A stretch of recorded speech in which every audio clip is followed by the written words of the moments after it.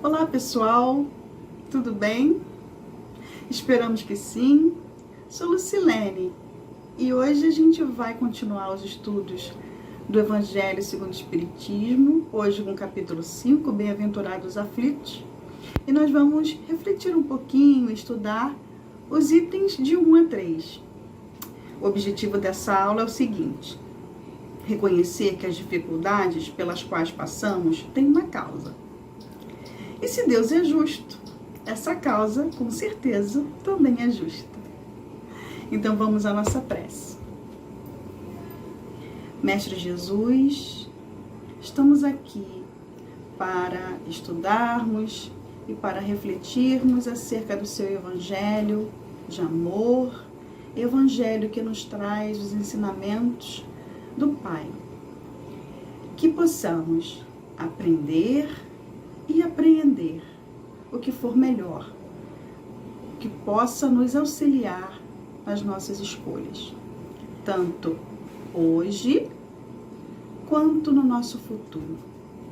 E assim, com o coração muito grato, pedimos que seja iniciada a nossa aula de hoje. Que assim seja, graças a Deus.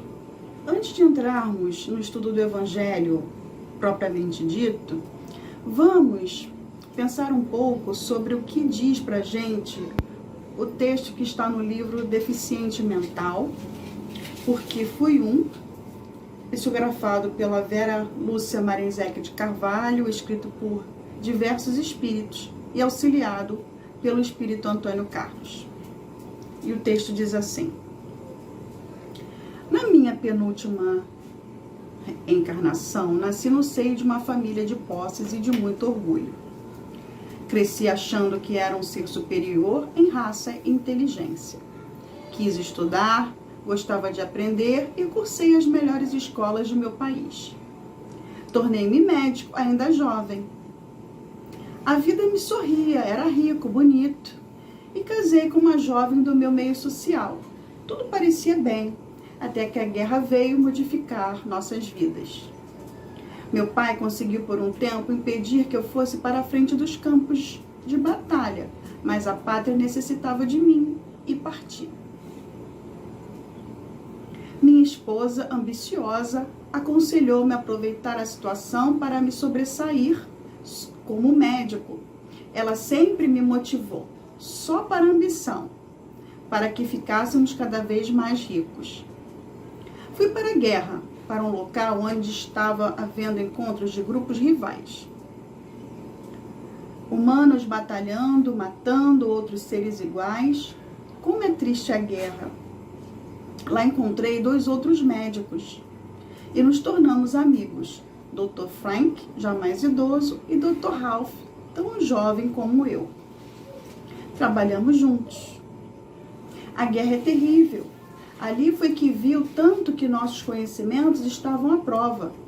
Tínhamos muito trabalho, às vezes faltavam medicamentos e os alimentos eram escassos. Onde estávamos se tornou, logo após a minha chegada, um local de muitas batalhas. Não só tínhamos que cuidar dos nossos compatriotas, como dos inimigos, que pareciam estar levando a melhor. Então, nós 3 resolvemos eliminar os feridos inimigos e de modo cruel. Desencarnamos nós 3 e muitos outros no ataque de surpresa. Fisicamente não senti muito. Meu corpo morreu rápido e acordei em espírito vagando num sofrimento atroz. Sentia-me despedaçado, sem nada que me acalmasse as dores. O senhor morreu? Falou um sujeito estranho, um desencarnado inimigo. Senhor? Por que o chama de senhor?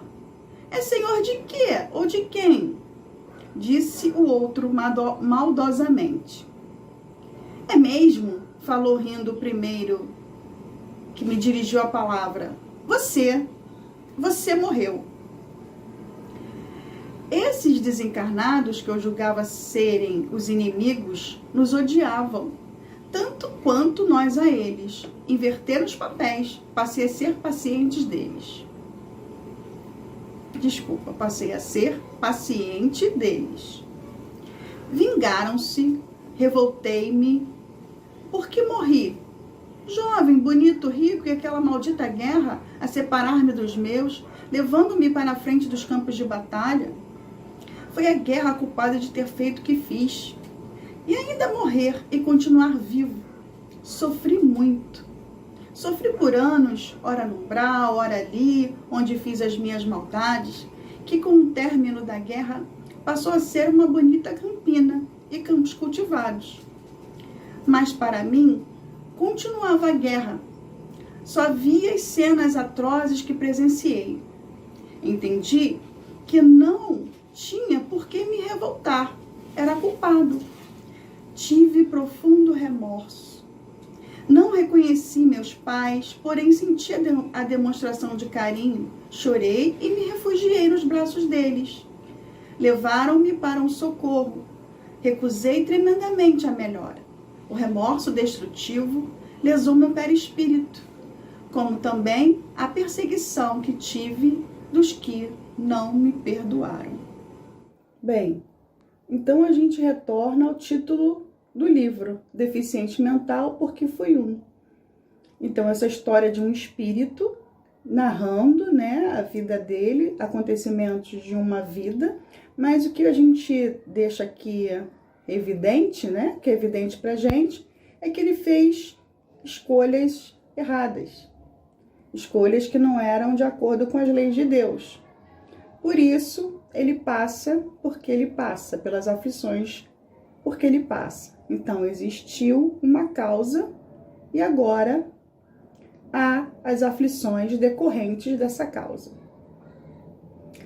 Vamos entrar agora no texto do Evangelho segundo o Espiritismo, que a gente vai começar a estudar as bem-aventuranças. Bem-aventuranças que foram proclamadas por Jesus no Sermão do Monte. Então vamos a elas? Capítulo 5 do Evangelho segundo o Espiritismo, Bem-aventurados aflitos. O item 1, Jesus diz assim: Bem-aventurados os que choram, pois que serão consolados. Bem-aventurados os famintos e os sequiosos de justiça, pois que serão saciados. Bem-aventurados os que sofrem perseguição pela justiça, pois que é deles o reino dos céus. A passagem está no capítulo 5 de Mateus, versículos 4, 6 e 10. Bom, será que são os que choram de revolta, de ódio, de sede de vingança, que serão consolados? Esses são os aflitos que Jesus está se referindo nessa passagem, que serão consolados? Não, né? Por quê? Porque esses sentimentos de ódio, vingança, raiva, não estão de acordo com as leis de Deus, vocês concordam? Então, não são esses que serão consolados. E o que é ser consolado?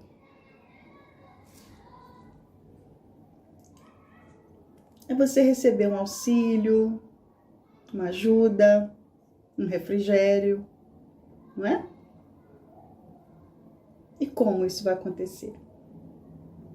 Vamos ver durante o estudo. O item 2, Jesus diz, passagem de Lucas, capítulo 6, versículos 20 e 21. Bem-aventurados vós que sois pobres, porque vosso é o reino dos céus. Bem-aventurados vós que agora tendes fome, porque sereis saciados. Ditosos sois, vós que agora chorais, porque rireis. E tem outra passagem também de Lucas, capítulo 6, versículos 24 e 25. Mas, ai de vós, ricos, que tendes o mundo à vossa consolação. Ai de vós que estáis saciados, porque tereis fome. Ai de vós que agora rides, porque sereis constrangidos a gemer e a chorar. De que tipo de fome Jesus está se referindo? A fome espiritual. ele faz uma comparação com a fome material. Porém, nós precisamos alimentar o quê? A gente precisa do alimento espiritual, a gente precisa alimentar a nossa alma. Através do quê? Através da fé. Fé no futuro, fé que a providência divina vai trazer ajuda, trazer um auxílio, refrigério. Então, é essa fome que a gente precisa alimentar, a fome da nossa alma, com a nossa fé, com a nossa esperança em dias melhores, que a gente será ajudado e que tudo passará. Seja agora ou mais tarde, as aflições passarão. Mas agora vamos refletir, vamos fazer perguntas e nós vamos responder internamente, tá? Qual a minha situação na vida, na minha vida atual? Eu sou feliz? Eu sou infeliz? Eu passo por muitas dificuldades? E por que será? Eu revolto-me com essas dificuldades que eu passo, porque eu passo? E como reajo? Como eu tenho reagido diante das minhas dificuldades? Eu encaro numa boa? Ou eu fico rebelde? Como que eu tenho agido diante disso? Eu já parei para pensar nisso? Já paramos para pensar nisso? E o que eu tenho feito para ser uma pessoa melhor? Sabemos que nós somos imperfeitos, né? Somos espíritos imperfeitos, vivemos num planeta de provas e expiações. Ou seja, somos imperfeitos. E temos virtudes, mas também temos defeitos. E a gente já parou para se analisar, para saber o que eu tenho que mudar, em que área da minha vida, qual é a área mais urgente, né? O que eu tenho feito para isso? Eu já pensei nisso primeiro e depois eu pensei, o que eu tenho feito? A gente tem feito alguma coisa? Tomara que sim, né?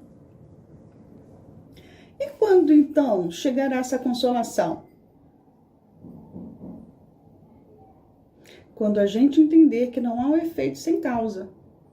Quando a gente entender que a providência divina está agindo nas nossas vidas. Tá? A partir desse momento, desse entendimento, haverá consolação. Com toda certeza. Vamos agora ao item 3, que Kardec faz comentários sobre os itens 1 e 2. Ele explica para a gente o seguinte. Ele vai falar da justiça das aflições. Somente na vida futura podem efetivar-se as compensações que Jesus promete aos aflitos da terra. Sem a certeza do futuro, essas máximas seriam um contrassenso, não fariam sentido. Mas ainda seria um engodo, uma enganação. Mesmo com essa certeza, dificilmente se compreende a conveniência de sofrer para ser feliz, não é? Será realmente que eu tenho que sofrer para ser feliz? Tem realmente razão disso? A gente pergunta, né? Dizem que para ter maior mérito. Será? Mas então pergunta-se, por que sofrem uns mais do que os outros? Por que nascem uns na miséria e outros na opulência? Ricos, sem coisa alguma haverem feito que justifique essas posições. Por quê? Uns nascem pobres, outros nascem ricos. Porque uns nada conseguem, ao passo que outros tudo parece sorrir, conseguem tudo. Todavia, O que ainda menos se compreende é que os bens e os males sejam tão desigualmente repartidos entre o vício e a virtude, e que os homens virtuosos sofram ao lado dos maus que prosperam. Sabe que é isso mesmo? Ou é só o que a gente pensa? Aí ele diz: a fé no futuro pode consolar e infundir paciência, mas não explica essas anomalias. Só a fé no futuro não explica isso, que parecem desmentir a justiça de Deus. Entretanto, desde que se admita a existência de Deus, ninguém o pode conceber sem o infinito das perfeições. Ele tem todo o poder, toda a justiça, toda a bondade, sem o que não seria Deus. Se ele é soberanamente, olha a palavra, soberanamente bom e justo, não pode agir caprichosamente. Vocês concordam? Não tem como. Se ele é bom e justo, não tem como. Nem com parcialidade. Ah, vou ser bom para um, não vou ser para o outro. Não é assim. Logo, as vicissitudes da vida derivam de uma causa. E, pois que Deus é justo, justa há de ser essa causa. Isso o de que cada um deve bem compenetrar-se. Cada um deve entender muito bem isso. Por meio dos ensinos de Jesus, Deus pôs os homens na direção dessa causa. E hoje, julgando-os suficientemente maduros para compreendê-la, lhes revela completamente a aludida causa, por meio do Espiritismo, isto é, pela palavra dos Espíritos. Então, pessoal, o Espiritismo é esse consolador. Ele vai consolar como? Ele vai explicar para a gente, ele vai trazer para a gente o conhecimento, explicando de uma forma lógica o porquê dessas dores, o porquê dessas aflições.